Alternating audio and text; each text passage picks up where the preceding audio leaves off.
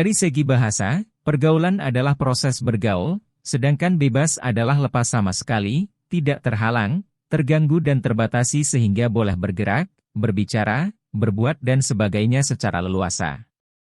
Dapat diartikan bahwa pergaulan bebas adalah tindakan atau sikap yang dilakukan oleh individu atau kelompok dengan tidak terkontrol dan dibatasi oleh aturan-aturan dan norma yang berlaku di masyarakat. Dalam praktik kehidupan sehari-hari, pergaulan bebas identik dengan perilaku yang dapat merusak tatanan nilai dalam masyarakat. Kartono, seorang ilmuwan sosiologi, menjelaskan bahwa pergaulan bebas merupakan gejala patologis sosial pada remaja yang disebabkan oleh suatu bentuk pengabaian sosial, sehingga mengakibatkan perilaku yang menyimpang. Dengan demikian dapat ditarik kesimpulan bahwa pergaulan bebas adalah interaksi individu atau kelompok yang bertentangan dengan norma yang berlaku di masyarakat sehingga menyebabkan rusaknya citra pribadi ataupun lingkungan di mana peristiwa itu terjadi. 2. Bentuk pergaulan bebas. Contoh bentuk pergaulan bebas yang terjadi di sekitar kita, yaitu praktik seks bebas atau perbuatan zina. Seks bebas adalah perilaku keji yang dilarang agama Islam. Perbuatan seks bebas akan menjauhkan pelakunya dari jalan yang benar karena perbuatan ini akan berakibat merendahkan harkat dan martabat pelakunya di hadapan Allah Subhanahu wa Ta'ala dan di hadapan manusia. Itulah sebabnya mengapa Allah melarang umat Islam untuk mendekati perbuatan zina, mengingat perbuatan ini dapat mendatangkan mudarat yang besar dalam kehidupan manusia.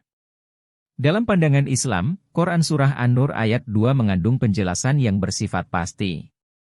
Karenanya, zina merupakan perbuatan kriminal, jarimah, yang dikategorikan hukuman hudud, yakni suatu jenis hukuman atas perbuatan maksiat yang menjadi hak Allah Subhanahu wa Ta'ala. Tidak ada seorang pun yang berhak memaafkan kemaksiatan zina tersebut, baik oleh penguasa atau pihak yang berkaitan dengannya.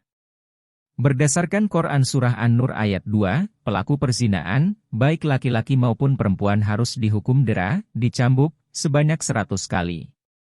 Namun, jika pelaku perzinaan itu sudah muan atau pernah menikah, sebagaimana ketentuan hadis Rasulullah Shallallahu Alaihi Wasallam, maka diterapkan hukuman rajam, apabila kesalahan perbuatan zinanya terbukti sesuai dengan syarat-syarat yang ditetapkan oleh agama. Dalam eksekusinya pun, pihak yang berwenang diperintahkan untuk dapat berlaku tegas, dan dilarang berbelas kasihan yang dapat menjadikan gagal dalam pelaksanaan hukuman terhadap mereka. Hal ini dimaksudkan agar ketegasan pelaksanaan hukuman tersebut menjadi pelajaran dan ibrah bagi orang lain untuk tidak menirunya, karena ancaman hukumannya demikian nyata.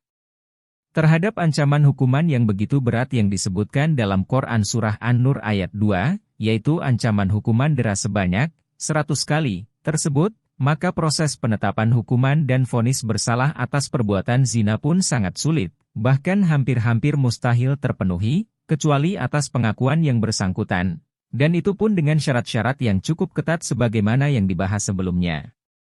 Dalam konteks ini yang memiliki hak untuk menerapkan hukuman tersebut hanyalah khalifah atau kepala negara, atau orang-orang yang ditugasi olehnya. Ketentuan ini berlaku bagi wilayah yang menerapkan syariat Islam sebagai hukum positif dalam suatu negara. Sebelum memutuskan hukuman bagi pelaku zina, maka ada 4 hal yang dapat dijadikan sebagai bukti, yaitu 1. Saksi, 2. Sumpah, 3. Pengakuan, dan 4. Dokumen atau bukti tulisan. Dalam kasus perzinaan, pembuktian perzinaan ada 2, yakni saksi, yang berjumlah 4 orang, dan pengakuan pelaku.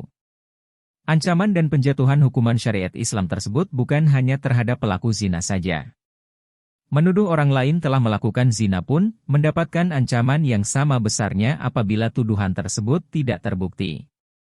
Dalam kitab-kitab fikih, menuduh orang lain berbuat zina disebut qadf, yang definisinya sebagaimana diungkapkan oleh Syekh Muhammad bin Qasim dalam kitab Fathul Qarib, yaitu: dengan demikian, ketika seorang telah menuduh orang lain berzina, maka ia akan dimintai pertanggungjawaban atas tuduhan tersebut dengan wajib menghadirkan 4 orang saksi. 1 di antaranya adalah dirinya sendiri, yang semuanya memberikan kesaksian bahwa tertuduh telah berzina dan melihat secara langsung tanpa terhalang oleh apapun.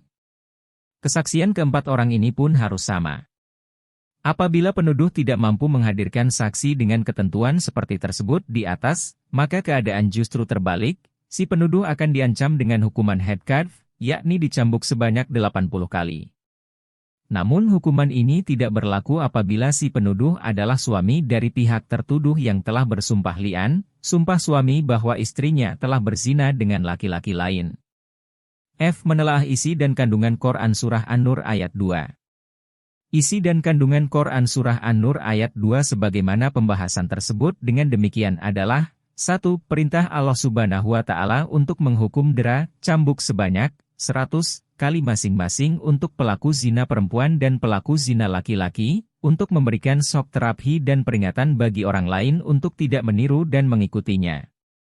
2. Pada pelaksanaan hukuman tersebut, pihak yang berwenang diharapkan bisa bertindak tegas dan dilarang berbelas kasihan kepada kedua pelaku zina tersebut dalam pelaksanaan hukuman terhadapnya. 3. Pelaksanaan hukuman atau eksekusi hukum dera tersebut, hendaknya disaksikan oleh sebagian orang-orang yang beriman, masyarakat di wilayah di mana keduanya tinggal. 4. Penyebutan kata azaniyah atau perempuan pezina lebih didahulukan daripada kata azani atau laki-laki pezina. Karena akibat dari perzinahan tersebut dapat nampak dengan jelas terlihat pada perempuan akibat kehamilan, jika sampai terjadi kehamilan, atau dampak negatif yang diakibatkan perzinaan lebih banyak ditanggung oleh perempuan daripada laki-laki. 5. Dalam aturan dan norma agama, perempuan apalagi seorang gadis, tidak dibenarkan untuk pergi ke tempat-tempat yang sepi kecuali dengan mahramnya. Berbeda dengan laki-laki yang dapat pergi kemana saja sendirian. Karena apabila terjadi sesuatu, maka sesungguhnya pihak perempuanlah yang paling dirugikan.